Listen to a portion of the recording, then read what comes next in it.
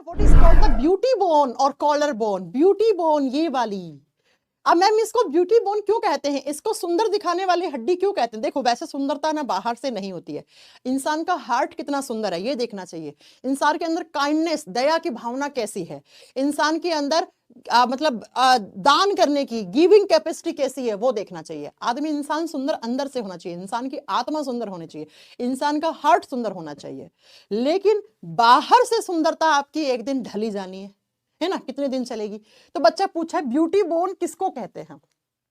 ये वाली जो हड्डी होती है इसको ब्यूटी बोन कहते हैं। इसको ब्यूटी बोन क्यों कहते हैं? आपने देखा होगा बॉलीवुड इंडस्ट्री में ऐसे बोलते हैं जो ये एक्ट्रेस होती है ना कि मैं अपनी ब्यूटी बोन पे काम कर रही हूँ। ऐसा कहते हैं कि ये बाहर जितनी ज्यादा दिखती है उतनी ही ज्यादा मतलब उसका बॉडी अच्छा है, यानी कि उसने अपने आप को मेंटेन कर रखा है, यानी कि उसकी ब्यूटी बोन दिख रही है, इसका मतलब वो जीरो फिगर बना रखी है ना। जीरो फिगर सुना होगा आपने कभी ना कभी। तो बच्चों हम लोगों की जिंदगी में ऐसे कोई काम नहीं है, राइट, हमें नहीं देखना ये।